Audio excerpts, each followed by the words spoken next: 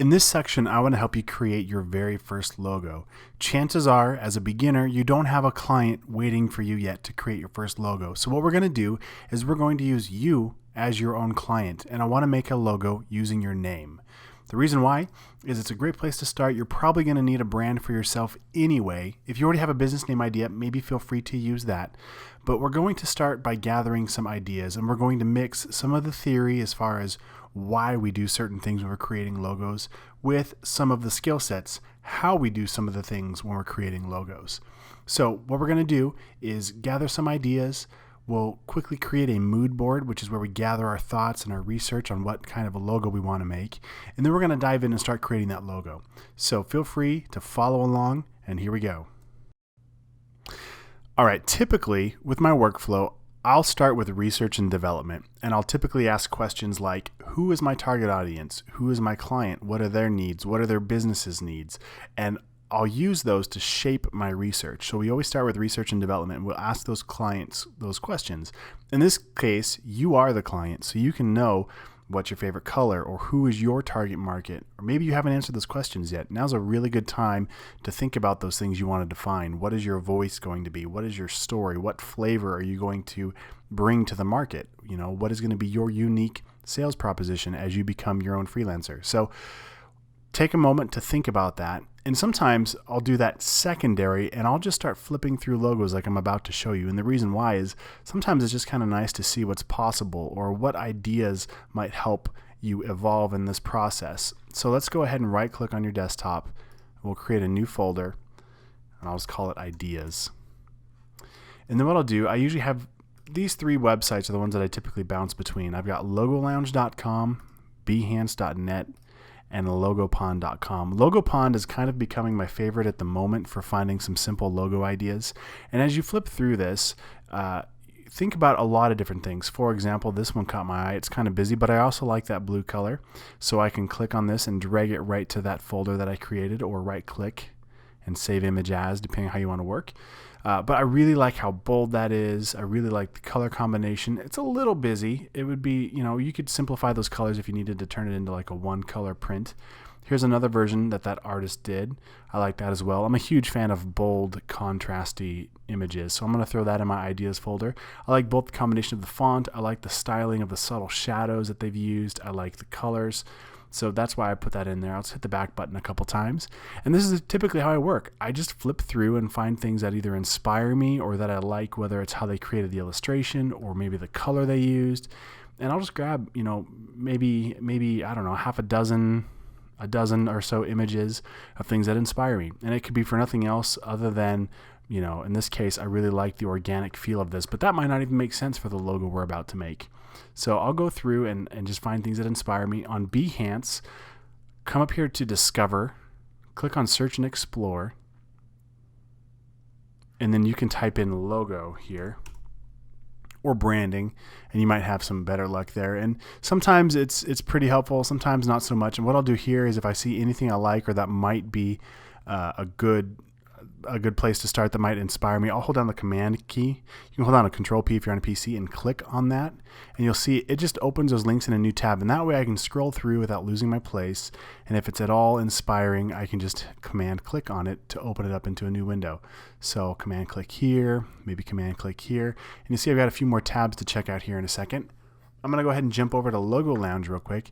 Now, Logo Lounge is a subscription-based service, but they still have some great articles on current logo trends or logos in the news. And this is a really good place for you to brush up on just your overall knowledge of what it takes to create a logo and what's popular and what works well.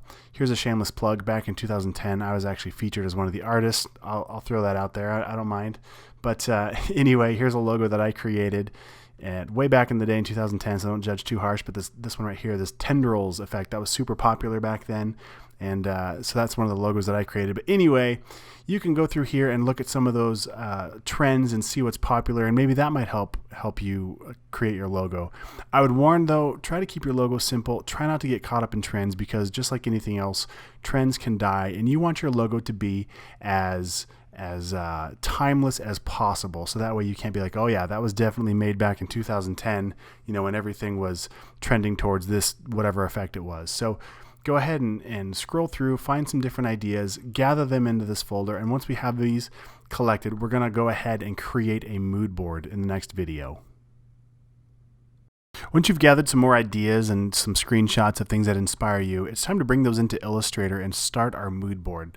So you can start with anything. I typically will just create a new document here, and I'll change it from portrait to landscape, change my units to inches, and hit OK. Now with this ready to go, the next piece of this is bringing in those screenshots we just took. So I went ahead and cleaned up my files a little bit too. Just a reminder, this is my file structure. I've got my assets, my design files, and the files sent. Inside my assets, I'll save fonts or photos or any, in this case, all of my ideas that I gathered are here. And then my design files, I'll save right here in this AI file since this will be an Illustrator project. So coming back over to my ideas real quick, these are all of the ones that I've gathered. I can highlight all of them and drag and drop right into Illustrator. And it should bring them all in. And now as soon as, let's see here, there we go. As soon as they're all loaded, what I'm going to do is highlight all of these. I'm going to come into Window and open up my Links panel. Because remember, when we drag and drop stuff like that, it links to that image. So if we ever move those images anywhere else or name them or delete them, they will no longer be in this Illustrator document. So what I'm going to do now is I'm going to click this little drop down in my links panel, and I'll click embed images. So all those blue X's will go away, and now I don't have to worry about these getting lost or misplaced. And you see I've got that icon here next to the file name in my links panel telling me these are in fact embedded. All right, so now with my images here, I'm just going to zoom out real quick, and I just start moving these around just to get them. And you can be a little ADD like me and get them all lined up straight, or you can just throw them around wherever you want. Doesn't really matter. I've got my selection tool up here selected, and I'm just kind of dropping these in all around my artboard to inspire me as I work on this project. So you can see I grabbed a handful of different images, whether it was because I like the typography or the color combination, or maybe it was the style of logo, or in this case, you know, I've got a little textured logo that I wanted to remember to show you how to do textures. This could be like a family crest since we're doing your name. We could also use some of these for different color combinations or styles. This one I wanted to remember to show you how to reflect things so you can make the shape once and copy it to the other side. This one I wanted to show you how to make a reflected image. So anyway, they're all here for different reasons that I was inspired by. So bring in your photos, get them going, and then now before we make it too far, let's hit save or hit Command S to save as, and we'll call it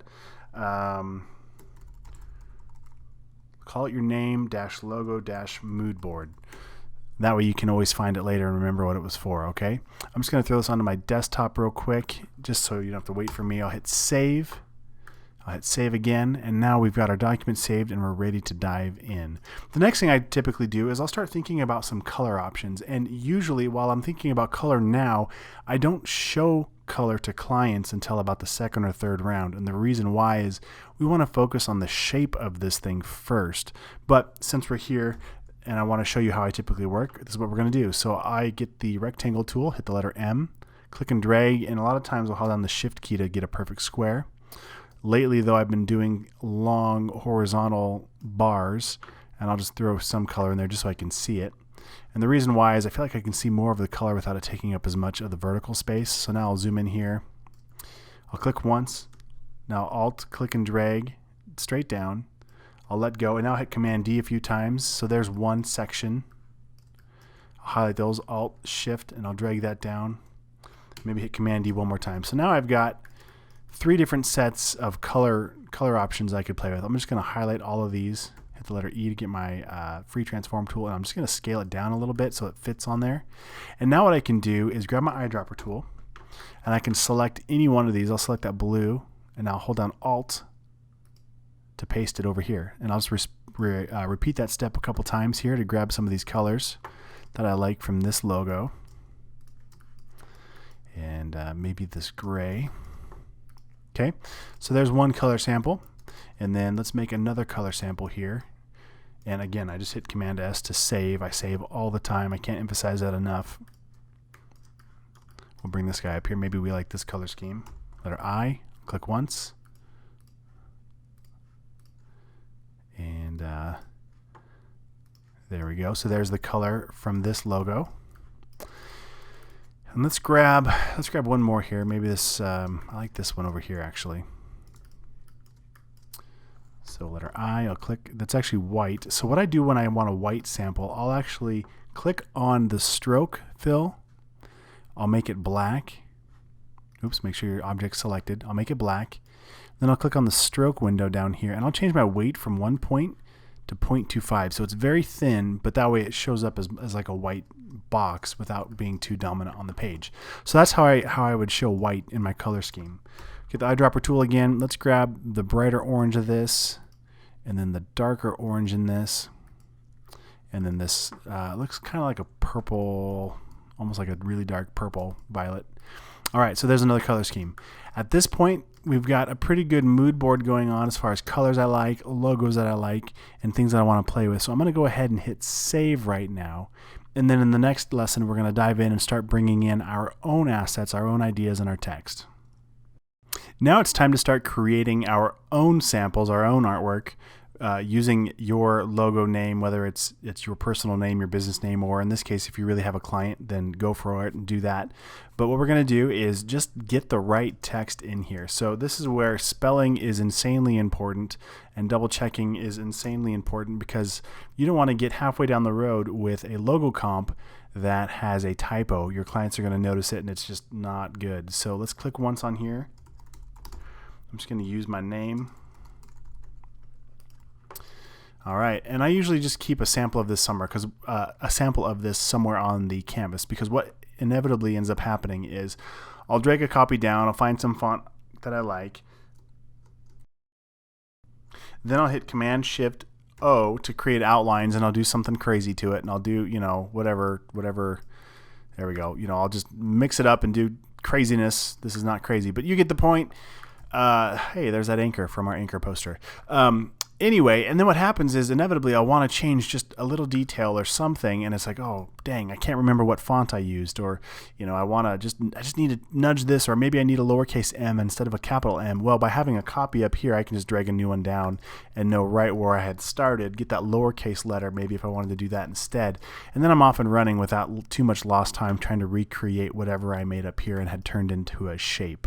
So that's why I work that way. I'm going to delete that guy here. Now here's where it gets a little bit difficult for me personally. I feel like I struggle with fonts. I don't know about you, it might come easy, but I always have a hard time deciding on a font. For me, I could take hours finding the right font.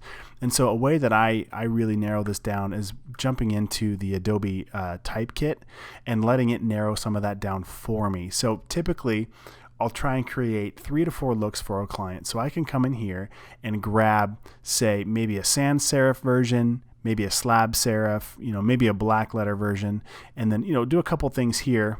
Let's just try this black letter. We'll go a little bit heavier, maybe a normal width here.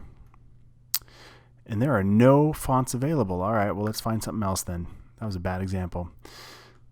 All right. And let's just see here. Let's dive in with, gosh, and see, this is where you could spend hours and hours and hours and hours. So I don't really have a good rule of thumb other than just look at it, give it a try with whatever logo you're using. In this case, I have some of these fonts already installed, so I'll just cycle through this way. I'll click once on my character and just kind of cycle through until you find something you like. And sometimes it takes a while. The other thing that I notice is sometimes I end up coming back to the same fonts over and over and over. One of them, I like Abolition. I use that font probably way too much. I like Gin. That's another font I probably use way too much. I like, let's see, what are some other good ones here? Din. Some of these you have to spend a lot of money to get, but you know, you'll end up finding a few fonts that you really like that are kind of your go-to fonts for different things. So I'll go through and I just kind of find, you know, just a handful that inspire me. And I'm going to run with this guy here. I really am a big fan of the condensed, super bold look. So I'm going to run with this one. This is Abolition here. And you can find that on the Creative Market, creativemarket.com. But once I find a look that I like, what I'll do is I might keep these around. I'm going to move this over here. And I'll keep some of these ideas that I had around because inevitably, I'll come back to it. But I feel like you kind of have to start with a few looks that you're going to hate. It's just kind of the process. You just dive in, create a couple just to start warming your muscles up, right? Your creative muscles here, because I feel like it takes me a couple times. So I'm going to click once on here, hold on Alt, click and drag. Command Shift O to convert to outline. So now I've got my copy that I came from. I'm just going to stash this guy up here. And again, memory is practically free. You have so much memory on these computers now that you can keep working like this. And eventually your artboard is going to be a mess. It's going to be a huge mess. And you can just keep moving stuff over, making more room for the looks that you're doing. Typically the way I work is I'll design a look or two here, and then any looks that are keepers I'll kind of bring over into this canvas, and the other stuff that I don't like, I'll just move it off canvas. So I just work back and forth to refine the look. All right, so that's the process. Go ahead and get your name dropped into here. Find a couple of fonts that you like. And in the next lesson, we're going to dive in and start playing with shapes and how I start creating more complicated illustrative looks.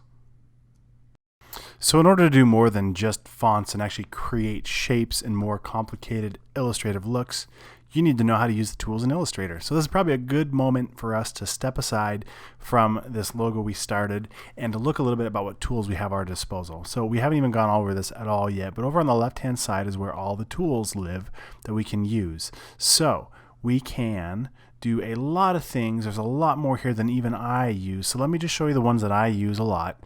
And then from there, that doesn't mean you have to only use those. It just means those are the ones that pay attention to. And then feel free to explore more because you might find something that works great in your workflow. So I'm just going to start top down. So the pen tool. This is a great tool and I use it all the time to create smooth and straight points. So the way this works is a little bit complicated, but I think, give it a few minutes here and you'll get it figured out. So I'm just going to click once. And now click somewhere else, and now it connects those points. And because I'm painting, if I look over here with a black fill but no stroke, as soon as I create another shape, another line here where it could fill that in, it'll go ahead and fill it with whatever that foreground color is. I can hit Shift X to swap my stroke and my fill color, or I can click right here on the little button to do it. Sometimes it's nice to have it filled, but most of the time I find I like to draw without the fill so I can really see what shapes I'm making. And right now I'm just clicking, and everywhere I click it adds an anchor point for straight lines. The next is I can click one place, click another place, and then drag a little bit, and you'll see I get these handles, and it creates what we call a Bezier curve. So now when I let go, it's going to follow from this point to that point, but it's going to go towards that handle.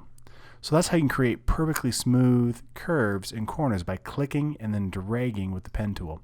And if you make a mistake, you can always command click. Let's make sure I got my direct selection tool. I can click once on that shape, and I can grab those handles and really refine this to make it exactly what I want. So the pen tool is a huge part of my workflow as far as when I create custom shapes. And then the other thing I can do to create balance, this is kind of jumping ahead here, but I can use that pen shape and create something on one side, Command C to copy, Command F to paste it in place. I'll hit O to get my reflect tool, and then wherever this little blue anchor point is, that's what it's going to reflect from. So if I click once here and then click and drag from the left to the right, holding down the Shift key, it creates a mirrored clone of whatever shape I did. So that's how you can create logos like this guy. You can build half of the shape and then reflect it to build the other half so it's perfectly unison. So that's a trick we'll use coming up here. The other tool I like to use a lot, obviously, is the type tool. We've gone over that, but if we look in the hidden menu, there's a few other options. We can type on a path. That's a good one. So let's use our pen tool now to create a path. Let's say we want to click and drag here, and then I'll come up a little bit and then click and then drag again, and now I get kind of this rising wave.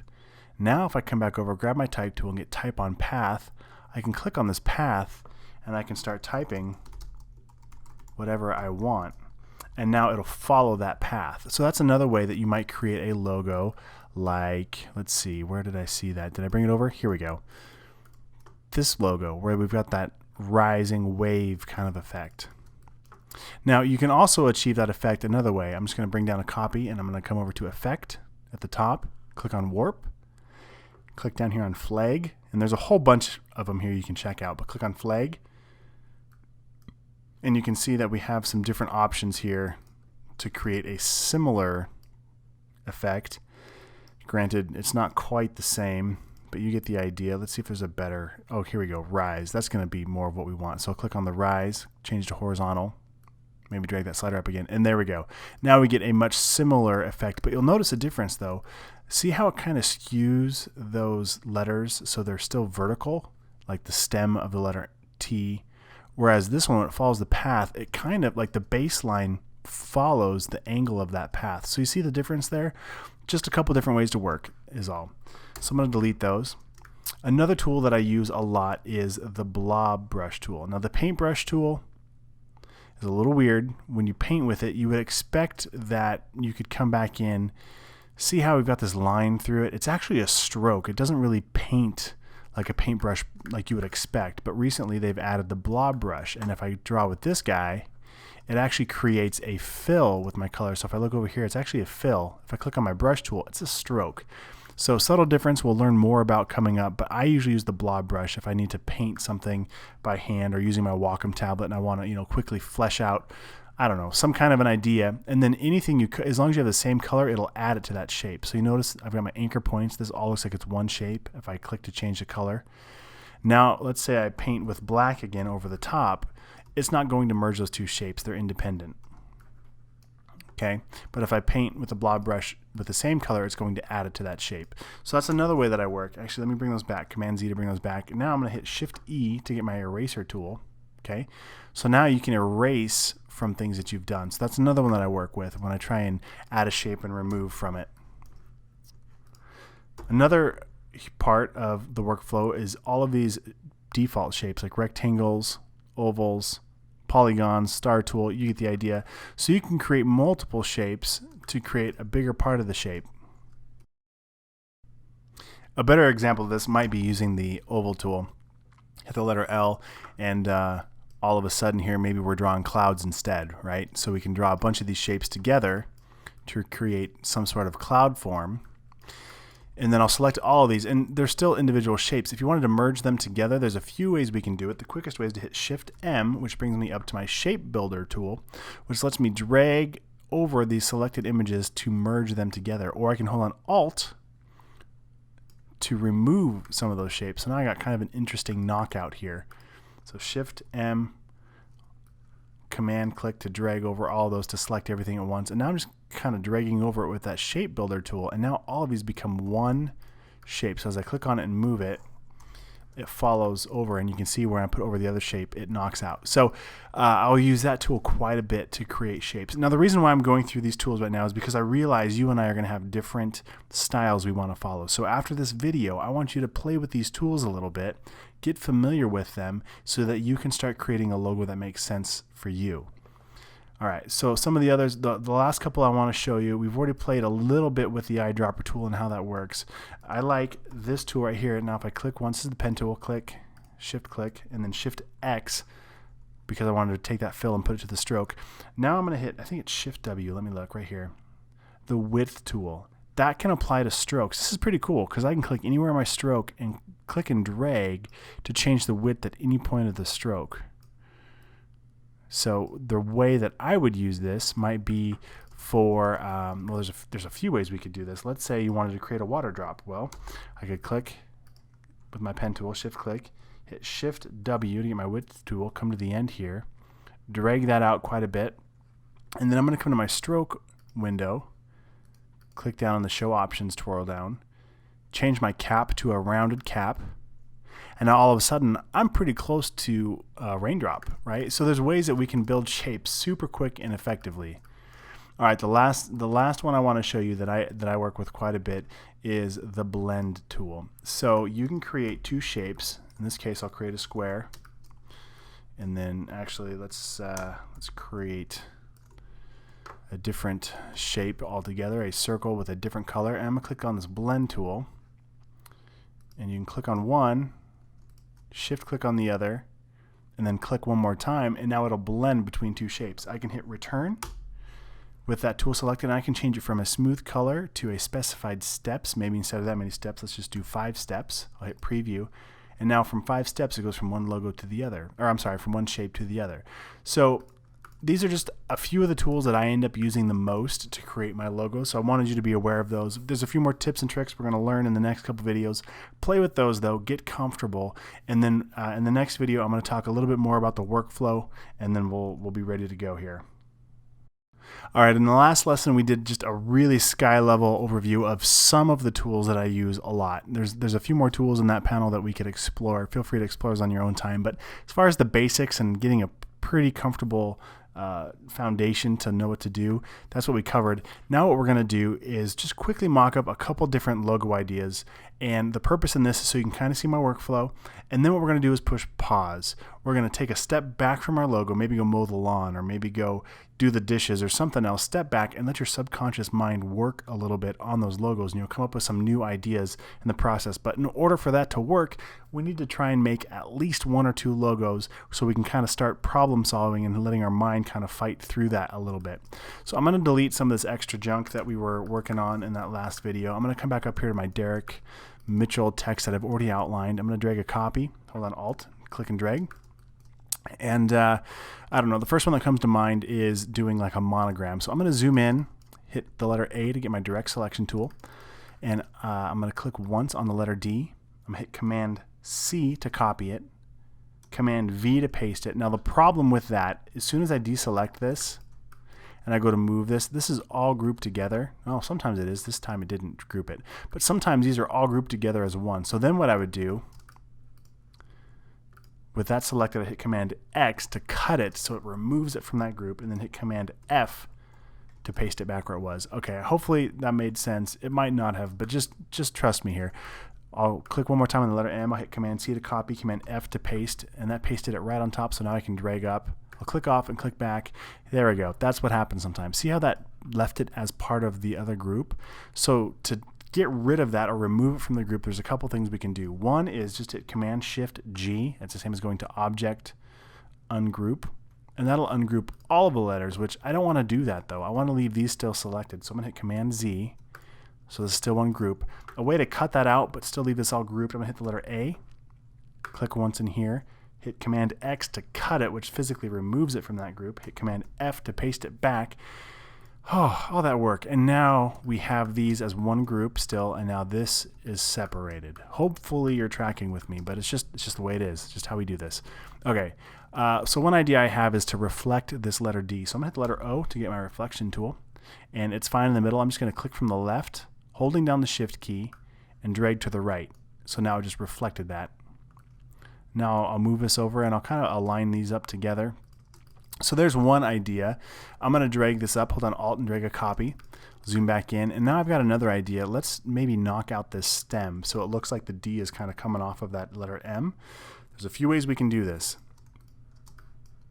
The first, actually probably, let me just see what happens here. We're going to drag this right over the top, and I'm going to hit the letter M to get another rectangle, and I'm going to draw right over the top of this guy here. Stick with me here, and I'm going to use that to knock out this letter D. So what I'll do is I'll go to Window, go down to Pathfinder, and now with this window, this is kind of like the shape builder tool, but we can see what it's going to do here. So sometimes if you've got a lot of elements to work with, or in this case, I don't want to get mixed up with the letter M, probably the fastest way to work would be just Shift M, Command click on that, and now I can hold on Alt, let's see, Command Shift, click on that one too. So I've got the rectangle and the letter D selected, hold down Alt, and I can erase away from those. And see how quick that was? That works pretty good most of the time.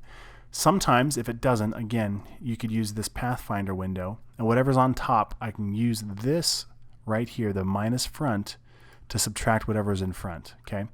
So now, but the problem with that is it kind of looks like a CM instead of a DM, which is not what I was going for. So that's not the greatest idea either. I'll stick that back up here. I'll bring this guy back down into play. I'll hit Command G to group them together. And now I can grab either one of these and they stay together. Okay. So, I mean, that's not bad. It's not a really good logo yet. It's just pretty basic and nothing fancy about it at all. So some things we can add to it maybe would be, let's take a look at some of our samples and see if anything sticks out. We could add an enclosure like this kind of crest look shape here. Or maybe do a two-tone option. And sometimes when you start adding colors, your logo will look better than it is. So let me show you what I mean. I just took a picture of that. Come up here, Command V to paste. excuse me. So what I'm going to do is I'm going to select the word Derek Mitchell, and we'll make it this darker color. And then the M, I'm going to hit the letter A to get my direct selection tool. The letter V selects everything, and since it was grouped, it gets both of them. But the direct selection tool gets just my A. Hit the letter I for my eyedropper tool, and I'll click on the darker color. Then I'll direct select by holding down the command key, click on that letter D, and click on that lighter color. So, I mean, right away, it's still not the greatest logo, but as far as like visually, like, I don't know, it's better, right? But it might be a crutch. It might be a terrible form, and we don't know that if we're starting to apply color, and we like the color, but then if we were to go put this into black and white, we might realize that it really isn't a good solution. So, and at this size, it looks like OM instead of a DM. So we have some issues there we need to work through. Okay, so that's part of my process for creating a look. And you know what? I don't want to spend too much time here, so I'm just going to drag a copy up, Command G to copy, to group both of these, so now they're one group. And let's play with this a little bit further. This time I'm just going to draw a shape around it. I hit the letter M to get my rectangle tool, Command Shift left bracket to send that to the back that we just did. And I'm going to make my fill white. And I'm going to hit X to bring my stroke to the front, and hold down Shift and click on this color. Now the reason why, if I just, let's step back, Command Z, even though my stroke is in front, if I click on a fill color, this is a fill color, not a stroke color, it'll apply the fill color. By having my stroke in front and then Shift clicking on a fill color, it'll force it to just fill the stroke. Okay, so there's another look, and even just putting it in an enclosure makes it feel a little more like a logo. And again, that's probably a little bit huge, and I'm just trying to show you my workflow. I wouldn't suggest really this as a final logo, but this is how you get there. You kind of have to wade through some trash before you get that aha moment and you get that idea you like. So here's some other things we could do to add some visual interest. I'm just going to drag this copy over here.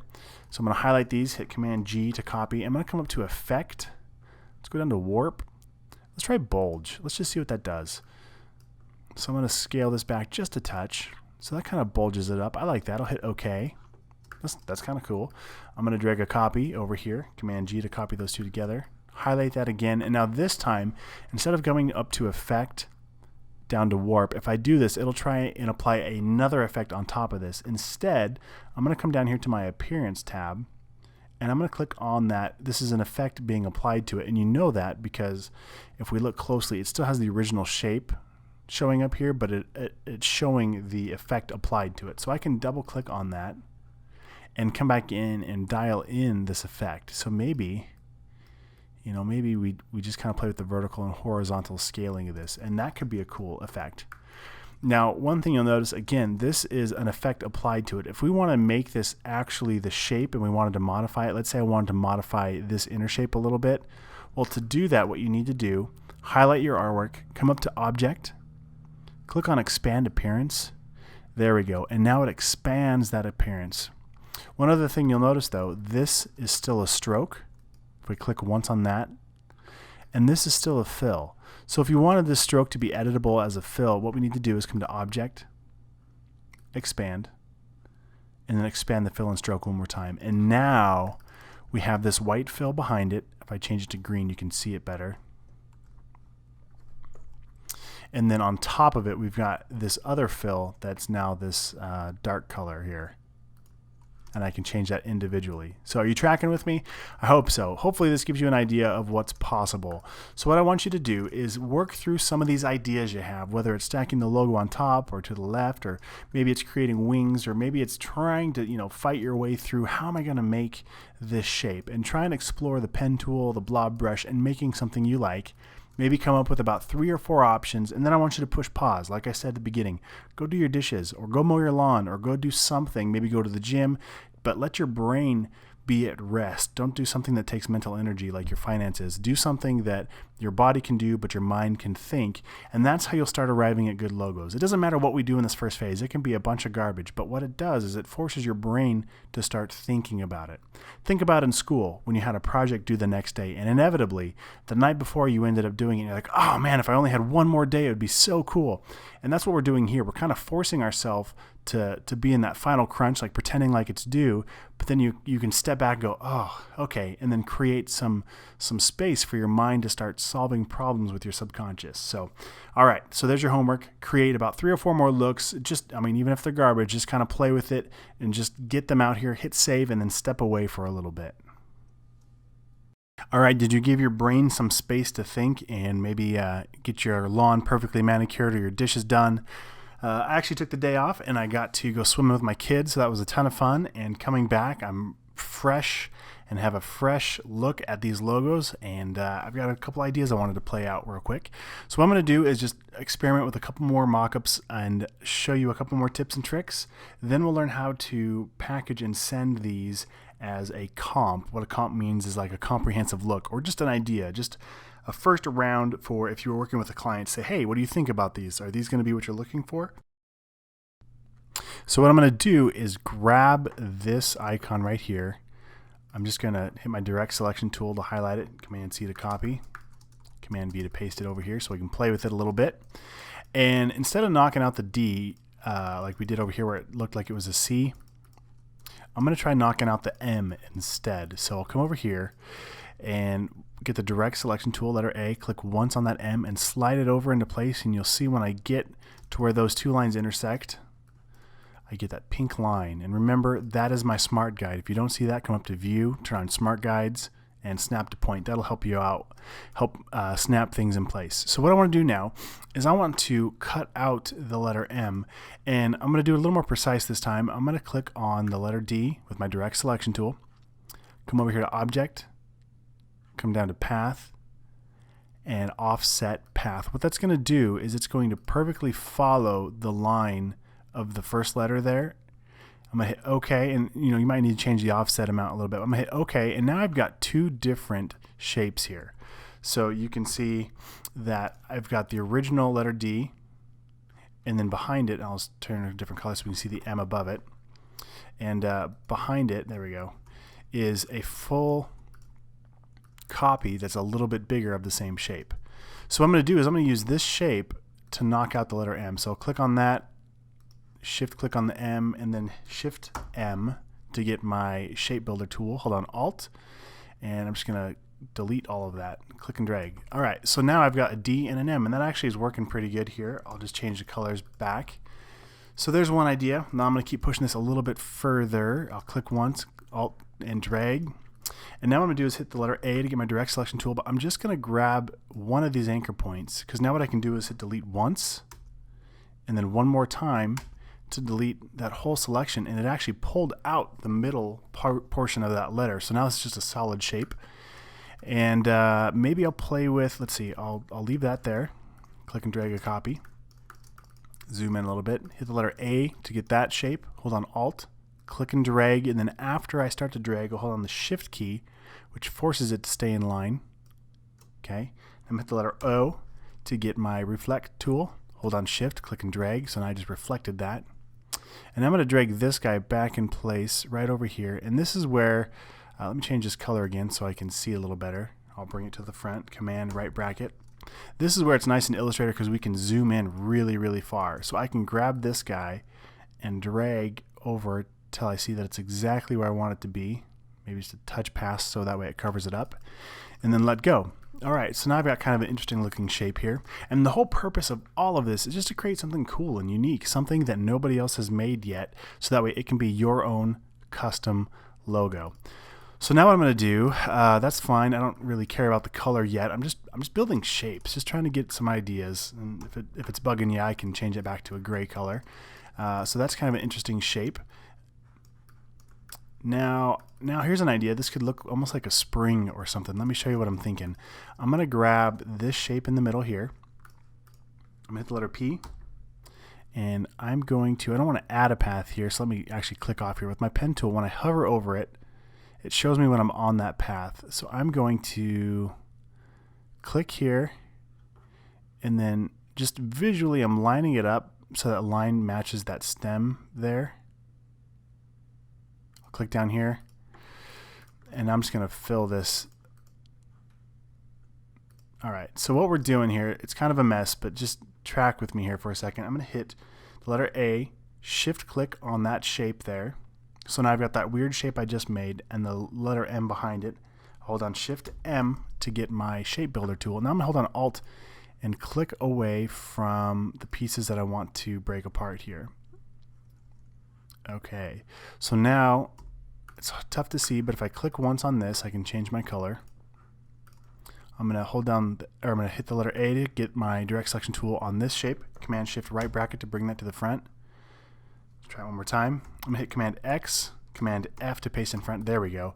It was stuck in the group behind it. So I've got kind of a mess behind there, but I don't really care because right now I'm just looking at what's above.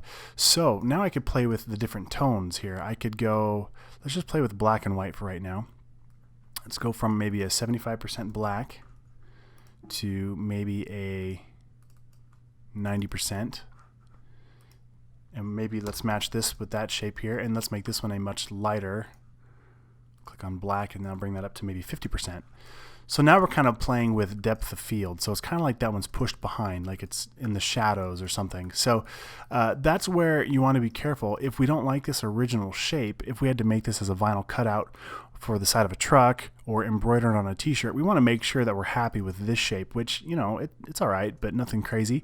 But when you start adding multi-levels with tone or with color, it can add a lot more visual interest, which can be cool. But again, we want to be careful that we're not using that as a crutch to make something that's not a good solution look good. All right, so that was the one idea I had, just playing with it, just, you know, seeing if anything creative came with it. I can grab these. Maybe these are a little bit too thick. Let's see. Let me highlight all of it. Command G to group. Drag a copy down. So that's Command. Let's see what I even do there. I'm working so fast. Click once. Hold down Alt. Click and drag a copy. Hold down Shift to duplicate that. All right. Get my direct selection tool and highlight those here, and I'm just going to drag them in a touch. But instead of just guessing, I'm going to use my arrow keys. So let's see, I'll hold on Shift and do it by a factor of 10. Well, that's too much, so I'll hit Command Z. So now I'm just going to nudge it with my arrow keys. So 1, 2, 3, 4, 5, 6, 7. 7's about good. So now I can click on this side and go left. 1, 2, 3, 4, 5, 6, 7. All right, maybe I want to change the height of these. Let's go up. 1, 2, 3, 4, 5. That's kind of interesting. To be totally honest, I like that shape a lot better than how heavy this one is. But see where we came from? We started all the way over with this shape, and then you can see the progression of just messing with it and polishing it until we get it to something we like. So I'll highlight that, hit Command G to copy. I'm sorry, Command G to turn it into a group. So now I can click on any one of these shapes. It'll stay together. And I'm happy with this shape, so I'm going to drag a copy over here. And I'm going to grab this text and drag a copy down. And bring this here, and maybe that's good enough like that. I can also play with a stacked version, so I'll highlight that, Command X to cut it, Command F to bring it back in front, Command G to make sure it's still grouped, bring that in line with the text above it, and then bring a copy of this down here. So there's a couple versions that I'm happy enough with that I would use. So what we're going to do now, make sure you have your logos ready to go, and in the next video I'm going to show you how to bring these ideas into something that's actually worth showing a client, because we don't want them to see the mess, we don't want them to see the thought process. We want to clean this up and turn it into something that we could show them as a plausible idea. So here we go. Now that you got a few ideas together that you're ready to show your client, in this case it's you, but going through the motion of how would you take these looks and create something that you can show a client that's worth showing them, that then gives a good direction for them to choose which way to go. So what I do next is I'll go ahead and zoom out a little bit, and again we see our mood board. We got a lot of stuff going on here. We can clean this up if we want to. In this case, I'm just going to move things a little bit tighter here so I can make a brand new artboard. I'll hit Shift and the letter O to get my artboard tool, and I'll hold down the Alt key and I'll click and drag over here to create another artboard. Now when you have an artboard and you have this toggle up top, Move Copy Artwork with Artboard selected, you'll notice this this black graphic came with it. And the reason why is because if I zoom in, it's barely touching that artboard, so it came with it as a copy when I brought a copy over. So the alternative would be to turn that off, and then when I drag a copy, it brings the size of the artboard, but it doesn't bring any of the artwork. You can work either way you want. The reason why I brought a copy over was so that way I can leave all of these over here in case I mess something up. I've got a backup to come back to, and I'll come over here and start working on these. Now, technically, this we're moving past my mood board into my first comp. So what I'll usually do is hit Command Shift S. It's the same as going to File, Save As. And the reason why is I want to save a copy of this as an actual maybe a comp version 1. So V1, usually what I'll do is I'll do V1 as in the version 1 if I have multiple versions, or R1 if it's the first round. So maybe the first round I have multiple versions. Second round, so R2, maybe V1, V2, V3, if that makes any sense. That's just how I do it. This is my first round, so I'm just going to name this R1. So Derek Logo Comp R1. I'll hit Save. And I'll hit Save. These settings are fine. Okay, so now I'll have two documents that technically are identical right now. I'll have the one that we started with, that was the mood board, and now I've got this Logo Comp R1. So we just changed this file name, and we're ready to go. So now I can always go back if I need to. All right, now what I'm going to do is clean up the things that I don't want to show. So all of these can go away. I'm just going to hit Delete, and that's kind of boring. I'll hit Delete. I'll hit Delete. I'm going to move these off of my canvas here, get that out of the way. And what I'm trying to do is just create a presentation for my client to see, hey, here are some ideas that I want to present to you. So I'm going to clean these up just a little bit further here. And typically what I do is I show them in black and white. So if I want to show color, the way I do it is kind of, I don't know if you want to call it tricky, but let's just drag a shape here. I'm going to click on it once, and we need to resize this thing. So I hit the letter E. And then I can click and drag, and what I was looking for, I'm not saying, oh, it's right here. It was hiding. Click on this transform button. There we go. Now I can key in the width and the height. So this is an 8.5 by 11 piece of paper. So right now it's 11 inches wide. So if we cut this in half, it'd be 5.5 inches, and the height would still be 8.5 inches tall. The reason why I did that now is so I've got basically split this in half, and I'm going to align this to the artboard. So I'll align it to the right edge, to the center. So now I have this basically 50-50. Exactly. Okay. So what I'm going to do is on the left hand side I'll put the logos in black, and on the right hand side I'll put the logos in white, but I'll put them over a color so I can kind of show the brand color but without really applying color to the logo. It's kind of a trick I do. That way it has the connotation of the brand, but you're not using the color as a crutch for the logo, and you'll see what I mean in just a second. So what I'm going to do is click on this gradient tab. I'm going to click on radial gradient, which will apply radial gradient to this. I'll hit the letter G to get my gradient tool. I'm going to click and drag from about the top left to the bottom right to get a nice subtle gradient. And now I want to change this color, so I'll click once on this gradient slider. If you don't see this option, maybe you just see this, click on the little twirl down and click on show options. Okay, so I'm going to click on that little slider. I'm going to hit the I to get the eyedropper tool. And now I'm going to, let's see, I think it's Alt, no, I'm going to Shift. Yeah, it's Shift, okay, Shift click on that color swatch to apply it. If I didn't hold down Shift, what it would do, so for example, I've got this square selected. If I don't hold down Shift, it'll just replace that whole gradient with whatever fill I click on. So I'm going to hit Command Z to undo.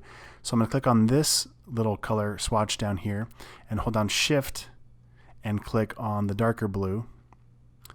So I've got the lighter blue and the darker blue. It's a very, very subtle effect, very subtle. But now I'm just rearranging these so the dark one is in the bottom corner and the light one's kind of up. It's very subtle, but that way it kind of gets a smooth gradient from the top left to the bottom right, just to add some visual dynamic interest, I guess you could call it. So now what I'm going to do is finish up these logos here, and I'm just going to put them in black and white. So this logo here, I'm going to turn off I'm going to get rid of that fill. I'm going to select this whole thing, and let's just make it black. And these are a couple options we'll bring back in. So here's one option. Now technically I would consider all of these one variation. They're all using the same font and very similar icons. So if you're going to send this to a client, you really should take the time to make 3 totally different looks with different fonts. In this case, they're basically the same thing. But this is how I would package this up to send. So I'll get this up there. I'll hit Command G to make sure that's grouped. I'll highlight all that, hit Command G to make sure that's grouped. And I'm going to leave this one grayscale actually, so they can see the depth that I'm thinking. I'm going to drag this over, drag a copy by holding down the Alt key, Command, Shift, and right bracket to bring it to the front. I'm going to hit the eyedropper tool and just click right here on the white to make the whole thing white. Shift click to drag that over to the center. And now you can see how we totally lose that depth when it's in white. But that's why I do it this way, so you can see how is your logo going to translate. So I'll drag this copy over. It's behind that object, so Command Shift right bracket to bring it to the front. I for my eyedropper tool, and I'll click on the white. And then this one is the last version here. I'll drag it over. Command Shift right bracket to bring it to the front. Eyedropper tool. There we go. Okay, now what we want to do is align these. So I'm going to click and drag on all of them. I'll come up here to align, and I'll align to the selection. I'll make sure they're horizontal. And then I'm going to vertically distribute the centers here. So now they're aligned that way. Now I'm going to hit Command G to group them. And then I'm going to drag a copy of this background over here. I'm just going to change the color, throw it to the back. And the reason why, let's align this to the left side. Align it to the artboard, align to the left side and centered. I'm going to click and drag to highlight all of this. And then I'm just going to click one more time on this background layer. And what that does, I wasn't pushing anything else. I just clicked once on it. It'll tell the alignment options to align to the key object. So the key object is now this background. If I click once on this object, it makes this the key object. But I want the background to be the key object because I want to align my logos horizontally and vertically, so that way they're perfect. Now I can click on that background and delete it and do the same thing over here. So I'm going to click once on that logo. I'm going to shift click over here against that. I'll click one more time to make this my key object. I'm going to align them to the top. And then for the bottom logo, I'll click once, shift click over here, and then now without touching anything else, click once to make that my key object. And now align that to the bottom. Okay, so now all I have to do is click and drag on these over here. Shift click to remove my background from this selection because right now I just want to align it to the selection. Whoops, not aligned that way, but distributed. And now I want to center them. Command G to group. Shift click the background to get that part of the selection. And now without touching anything else, I'll click one more time to make that my key object. I'll make it horizontal and vertically centered. There we go, and now we've got two side-by-side looks at a few different logo options. Okay, and then typically what I would do to wrap this up, I would just drop in some numbers. So I'll hit the type tool, put number 1, drag a copy down here, and hit Command D to quickly step another one down there at the same distance apart. Number 2 and number 3. And if I have two looks that are basically the same thing, in this case these are identical, so I might put this as 2A and this one as 2B. All right, and that is what I would send to a client just like this. One more thing though, to get it out of the box, we're going to learn that in the next lesson. I'm going to go through and show you how I export these artboards to send for comps. All right, we're basically done with our first round of the logo here, and it's time to send it to our client. In this case, again, we're just pretending because we've made a logo for ourselves now. For you, you've hopefully made your own logo, so you don't need to send this to a client, but this is how I would approach the next phase of this. All right, I would probably make another look, something like this, just with a different color altogether. Maybe it's the same looks, or maybe it's another round. And then what I would do is hit Shift-O to get my artboard tool. I'll click once on the artboard I want to change here, and the name is called Artboard 1 Copy, because remember we copied this one from that other artboard at the very beginning. So I'm going to rename this as V1, and I'm going to click over here and name this artboard as V2. And then if we look at the top, we can see this is artboard 03, this is artboard 02, and it's named V1 there. If I named it something else, like, I don't know, something else, you'd see that name right there. Okay, so this is the second artboard, but we're naming this V1 as in the first version to show them.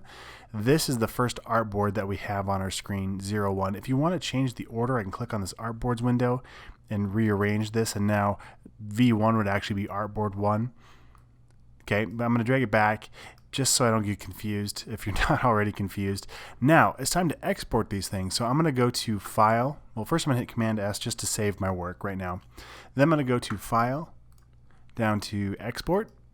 And for right now, I'm just going to throw this on my desktop. So click on Desktop, and I don't need to change the name. It's Derek Logo Comp R1, because when I use artboards, and I'm going to use the range 2 through 3, it will automatically add the artboard name onto the end of this file. I could also, if I wanted to do the first and the third, I could do 1, 3, and it will do just the first artboard and the third artboard. But I want 2 and 3.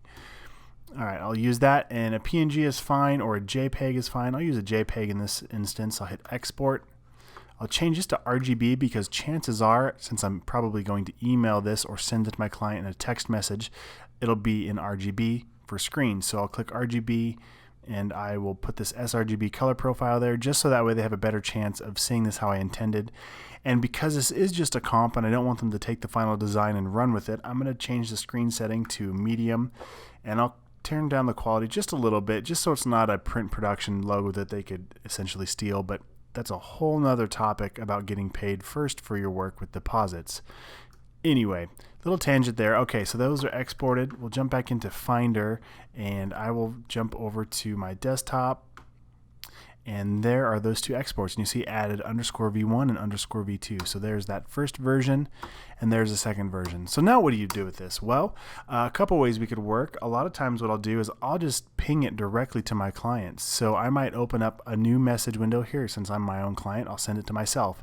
So I might grab both of those, and I just say, and this is using the iMessenger app on iMessages on Mac, but I just say something. If I knew the client, I might be like, yo, check out these first looks. And then I would drag and drop, and obviously I'm texting myself, so it's going to be a weird conversation where we see everything in doubles. But anyway, I would just send it to my client that way. That's one way you can do it if your client is tech savvy and that's the way you want to communicate. We also use Basecamp, so I might make a new project in Basecamp. Let's just call this logo export sample. And I'll create a new project, and I would just make a new discussion and just say first looks, and just say here's a few ideas for the first round of logo designs. All right, and then select files from your computer or drag and drop, so I can come back over here and drop those into Basecamp. And then when I email that, it'll email it to people on this project. So I'll just post this message, and now they can get an email with those designs, or they can log into Basecamp and see it. So that's my workflow. That's how I work with a logo from beginning to end. The only difference now would be handling revisions, if there's any revisions, and then, of course, packaging up the final file. All right, now that we've got that first round done in that last video, we're going to jump ahead and pretend like we've got everything finalized. You've got the final approval on the logo and the colors, and now what I want to show you is how I would actually package this up and deliver it as a final logo for a client. So this is my details page that I usually create for every logo I do. I'll share this with you in this project file just so you have it. If you want to build off of it, you're totally welcome to do that. So here's what we have going on. We have the details of the colors, the hex values, some text that I give about what clear space is, and I'll cover that in just a moment here. And then, of course, the two versions of the logos. I usually export a single color version, and that's great for vinyl graphics or embroidery, things like that, where you need one color, maybe a screen t-shirt. And then the full color version that you could use on other things like websites or letterhead and the business card. So in this first part of the finalizing section here, we're going to talk about the color and how I package up the colors. So what I did is I created these little thumbnails over here, and all those are rectangles. If I get the letter M tool, hold down Shift, click and drag, I get a square. Hit the letter V to get my move tool, hold down the Alt key, click down to drag. And then once I get one, I just hit Command D to copy that a couple times. So that's how I get those rectangles. And then what I do is I sample the colors from the logo using the eyedropper tool. So now I've got my colors set up here. Now here's a few little tips and tricks. This is kind of the nitty-gritty details that'll separate you from everybody else. So what I do once I get the color value set up, if I click once over here and I look at my color window, if you don't see this, just go to Window and find your color window there. And you'll notice these values. And again, if you don't see this, make sure you've got Show Options right here. Click on that color bar and hit Show Options. But you'll notice my values are not round. They're odd, 79.63%, 33.47%. So what I usually do is I'll click once on that color, and I'll come back in here and I'll just round up. So in this case, it would be 80%. This I'd round down to 33%. This I'd round up to 3%. and that's an even 23% already. So now I want to update these values. Well, the problem is as soon as I click in here to try and change that value, my colors change and I can't remember what those values were. So what I do is I'll take a picture, or I'm sorry, I'll click on this and then I'll take a screenshot, Command Shift and the number 4 on a Mac. I'll click and drag just over this section, and then before I let go, I'll hold down the Control key, and then I let go of the mouse, holding down the Control key still. What that does is it takes a picture and copies it directly to my clipboard. Now I can click over here and hit Command V to paste, and now I can see this color window here, so I can quickly go through and change these values. So that was 80, this was 33, this is 3, and this is 23. So let's do that one more time. For this value, we'll click once on that blue, and we'll change that to 97, to 41, down to 3, and 28 is good there. So Command Shift 4, click drag, hold down Control to copy it to my clipboard, and then we'll paste it over here. All right, so this guy, so we'll change this value to 97. You can see where I'm going with all this here. 41, 3, and 28. Now the next thing we need to do, this one is actually pretty simple, it's just 90. We got 0, 0, 0, and 90 here.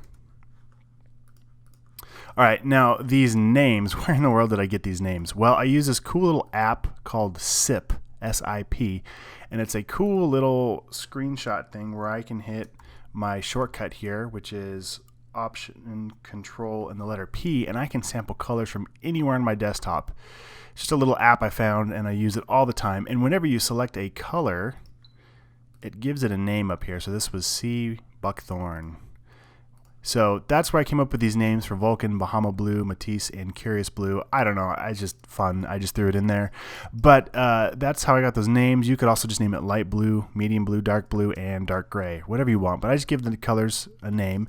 And then this hex value is what we're going to use for web development. So if you ever want to put colors into, say, a WordPress theme or a Squarespace theme where they want to know what the hex value is, to find those, we'll click once on this color square, and then we'll double click on it down here in that little fill, and then we can see our hex value right there. So I'll highlight that, Command C to copy, I'll come in here, Command V to paste, and then I'll do the same thing for these other colors as well. Command C to copy, and when you open it up, by default it's already selected, so I don't have to double click in there. I'll just click once, double click on that thumbnail, and then hit Command C right away because that's already selected. And then the last one down here. There we go. Now we have our color set up.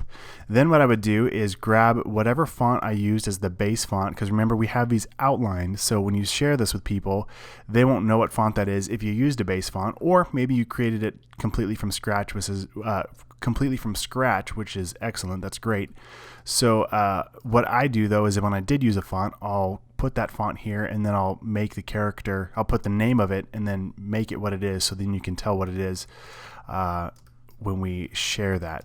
And then the next thing I'll create here is clear space. So with our clear space, what that means is we want to give our logo room to breathe. So as you're starting to build brand guidelines, these are little things you want to address. So rather than just saying, hey, we want a 1/4 inch of space, because let's say your logo is huge, well, a 1/4 inch of space might not be enough.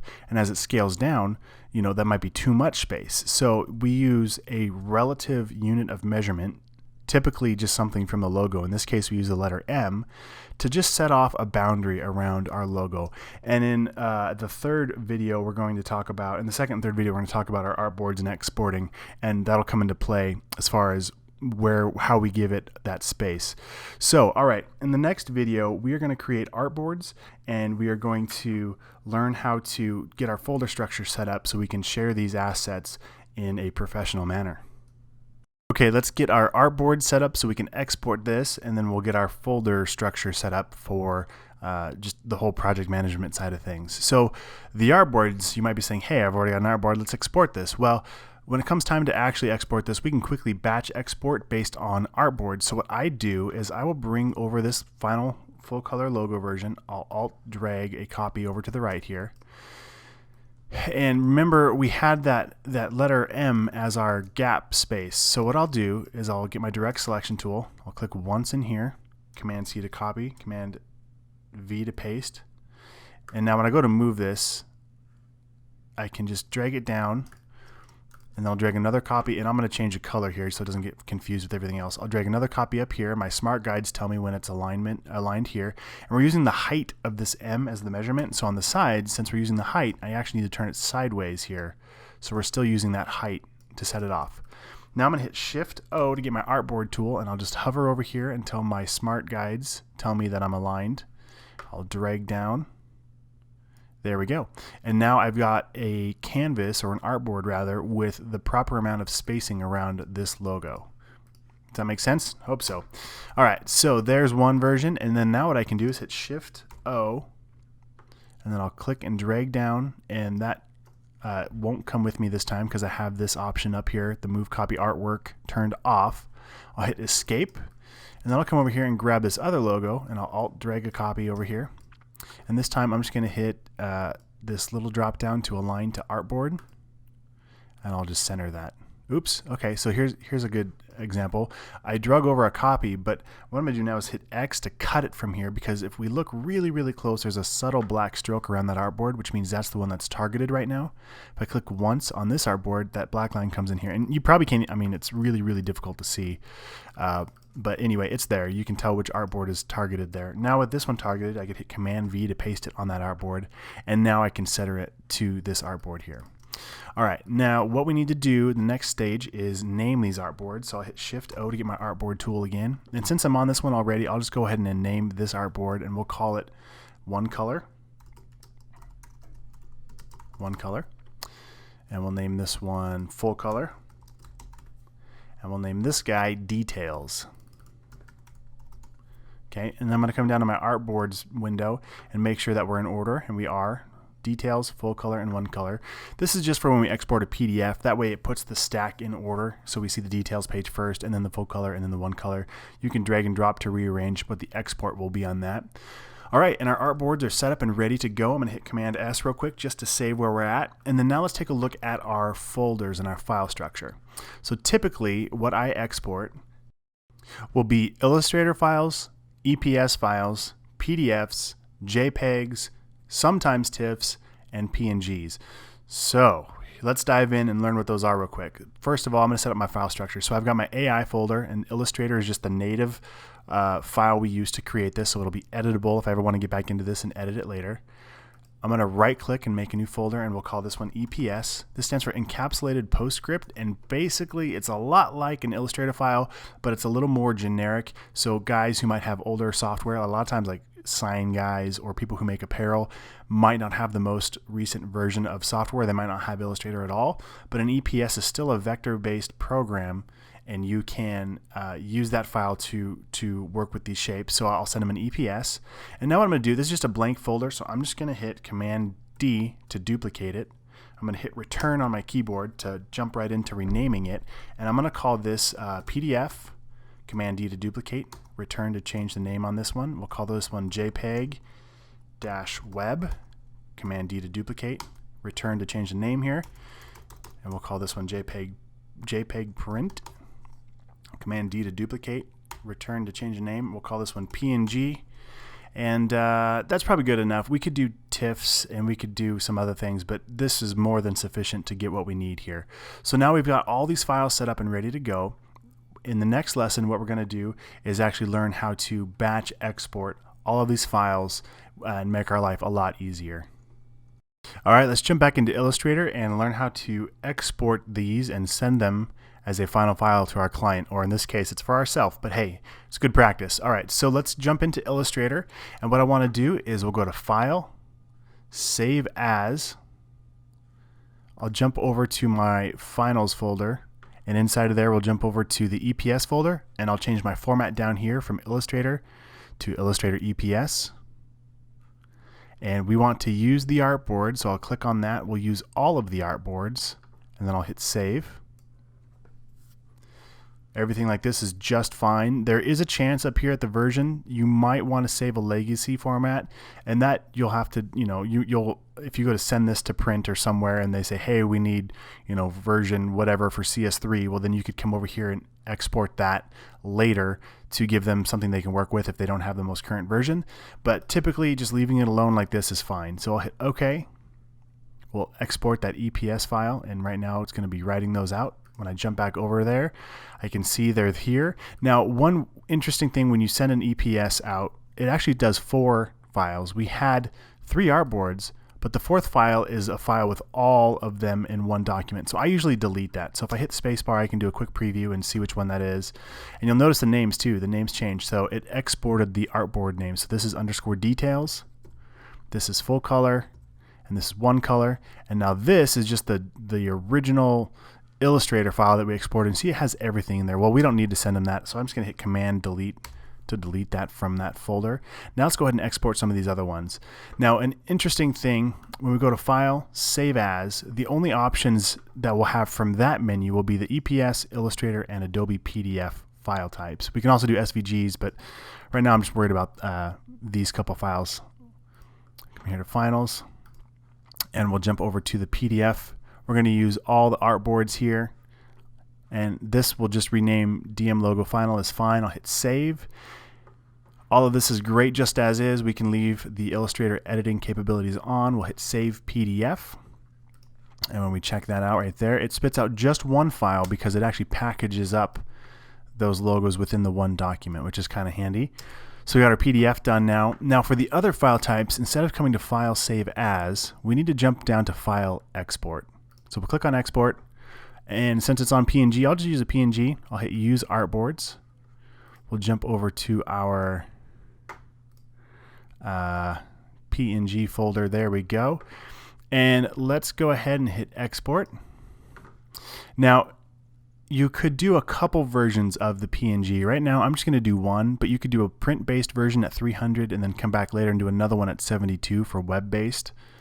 Right now, I'm just going to leave it at 300. And I'm going to make sure that transparent is turned on.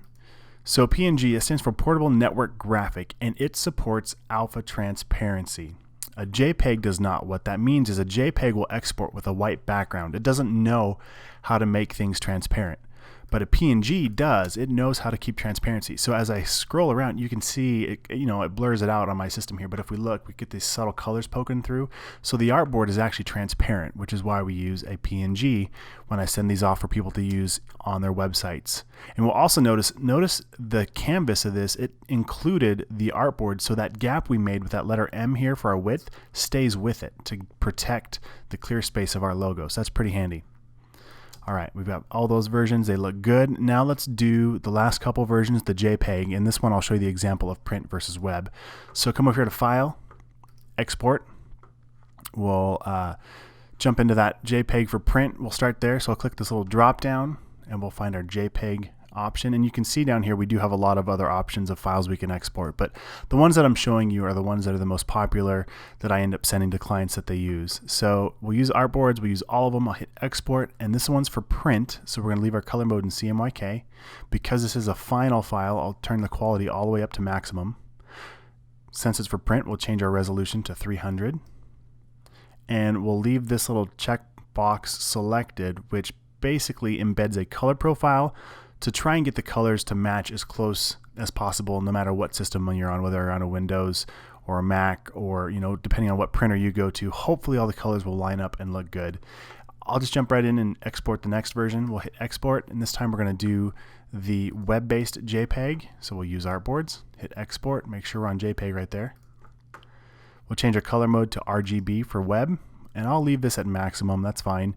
But we'll change our resolution down to 72. And again, we'll embed this profile, now sRGB. So this is just a standardized color profile that, again, tries to make your colors look as consistent across the board, no matter who's viewing it on any device. So with that exported, let's jump over here and take a look. So we have our print files, and we'll notice the size. This one's about 2 megabytes. And if we jump over to this guy, it is much smaller at 118 kilobytes. So we've got our print-based versions. And then we have our web-based version. Now, one thing to be cautious of, and maybe even tell your clients, is that when they see the JPEG for print, it is in CMYK. So there's a chance if they look at the colors on their screen, it's going to look terrible. It might look faded and muted. But when they print it, it should print flawlessly. So that is how I export my files. The only other step here would be to include the fonts if you want to. So I might right-click, make a new folder, and I'll just call it fonts. And I put a space at the front of it. So that way it stacks it to the top. And then I would open up on a Mac, I'd open up Font Book, search for that font. And one thing, pay attention to font licensing. If you're buying fonts, or depending on the fonts you're using, you need to have a license to share this with them. So always follow that practice. But I'm showing you how I would gather my fonts, depending on which font it is and if I can share that license. So I would right-click on this font and I would show in Finder. There it is. I'd hit Command-C to copy. Come back over here, Command-V to paste, and now that font comes with my folder. I'll right-click on that finals file and I will hit Compress Finals. On a PC, I think it's Send to Compressed or Zipped folder. And now we've got a zipped folder, so everything's contained right in there. It's only 9.4 megs, and I would post this either in Basecamp or send it via email. Let's just jump into Basecamp real quick, and I'll go to that logo file that we made.